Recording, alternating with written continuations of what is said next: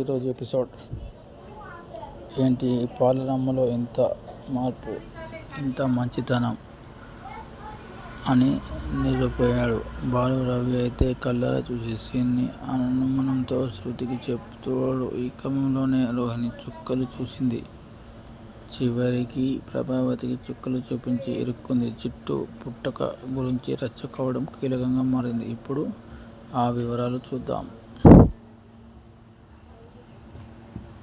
ప్రభావతి రోహిణికి పెద్ద పనే అప్పగించింది. ఎలా అయినా చిట్టు సుంగునామలను ఇంట్లో నుంచి పంపే అని. ఈ క్రమంలోనే పంపేద్దాం అని రోహిణి తెలివిగా మీనను బయటికి పంపించింది. విద్య సహాయంతో శృతి, రవి జాబ్కి వెళ్ళిపోతే సత్యం ప్రభావతిలను మొక్కు పేరుతో గుడికి పంపించింది. ఈ క్రమంలోనే ప్రభావతి అత్తయ్య మీరు వచ్చేసరికి వాళ్ళు లేకుండా చేస్తాను అని పంపించింది రోహిణి. ఈ క్రమంలోనే చింటుకి నిజం తెలియడం, ఎమోషనల్ అవ్వడం, ఆ వెంటనే బాలు ఇంటికి రావడం, కాసేపటికి మీనా రావడం తెలిసింది. అయితే చిట్టు సుంగునామలను పంపించలేకపోయింది. రోహిణి కాసేపటికి శృతి, రవి కూడా వస్తారు, ఇంకొన్ని రోజులు ఉండిపోండి అని మీనా సుంగునామ చిట్టులతో మాట్లాడుతుంటే రవి, శృతి కూడా అక్కడే ఉంటారు. అయితే రవి తనని గమనిస్తాడు అని తెలియ రోహిణి వాళ్ళ మాటలను ఆపడానికి ఒకే గిన్నెను కావాలని పడేస్తుంది. ఆ శబ్దంతో మీనా అక్కడికి వెళ్ళి క్లీనింగ్ పనులు పాడుతుంది. శృతి, రవి పైకి వెళ్ళిపోతారు. కానీ రవి కళ్ళారా చూసేశాడు రోహిణి చేసిన పనిని. ఇప్పుడే గదిలోకి వెళ్ళిన రవి శృతితో, రోహిణి వదిన ఏంటో నాకు అర్థం కావడం లేదు, కావాలనే గిన్నె పారేసింది వదిన.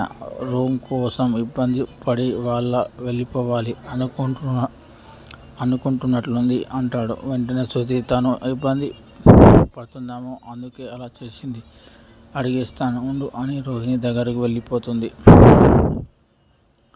వాళ్ళ ఇంట్లో ఉండడం నీకేమైనా ఇబ్బందా రోహిణి? రూమ్ కోసం ఇబ్బంది పడి అలా గిన్నె పడేలా చేశావా? రవి చూశాడా అని అడిగేస్తుంది రోహిణిని. శృతి బిత్తిరిపోయిన రోహిణి, రవి పొరపాటి ఉంటాడు శృతి, వాళ్ళకు ఉండడం వల్ల రూమ్ కోసం ఇబ్బంది పడడం అయితే నిజమే, కానీ ఒక రాత్రే కదా, పర్వాలేదు అని సర్ది చెప్పేస్తుంది. దాంతో శృతి అక్కడి నుంచి వెళ్ళిపోతుంది. ఇక సీన్ కట్ చేస్తే ప్రభావతి సత్యం ఇంటికి వచ్చేసరికి సత్యం ప్రభావతితో, మన రంగానికి ఫీవర్ వచ్చింది, నువ్వు లోపలికి వెళ్ళి నేను పలకరించి వచ్చేస్తానని పంపేస్తాడు. ఇక ప్రభావతి లోపలికి వచ్చేసరికి చిట్టు కుర్చీలో కూర్చుంటాడు. ఇక పంచాయతీ మొదలవుతుంది.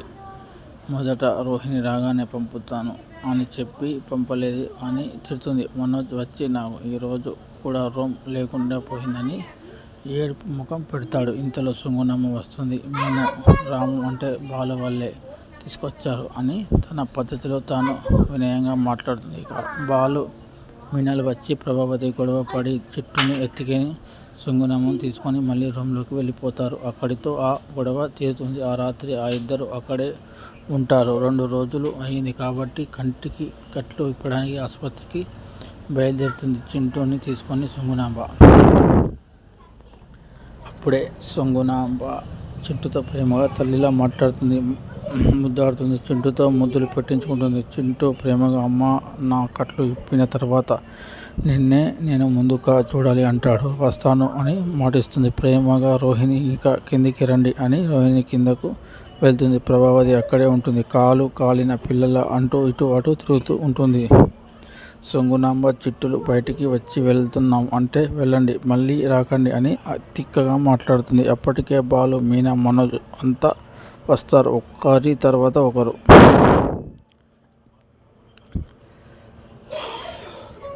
ఇక ప్రభావతితో బాలు వదినకు దిగుతుంటే చిట్టు పుట్టుక గురించి, చిట్టు తల్లిదండ్రుల గురించి తప్పుగా మాట్లాడుతుంది. ప్రభావతి తల్లిదండ్రుల దగ్గరకు పెరిగితే వీడికి చిట్టుకి ఎలా పెరగాలో తెలిసింది.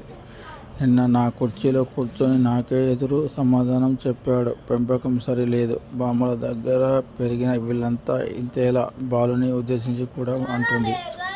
అవమానంగా మాట్లాడుతూనే ఉంటుంది. చింటూ పుట్టుక గురించి మాట్లాడేసరికి రోహిణి ఆవేశంగా, అత్తయ్య ఆపండి, వయసు పెరిగితే కాదు, చిన్నలా పిల్లాడిలా గురించి అలా నేను మాట్లాడేది, మీకు ఎంతైనా బాలు కరెక్ట్ అని నోటికి వచ్చినట్టు వాగుతూ అందరినీ బిత్తిరిపోయేలా చేస్తుంది.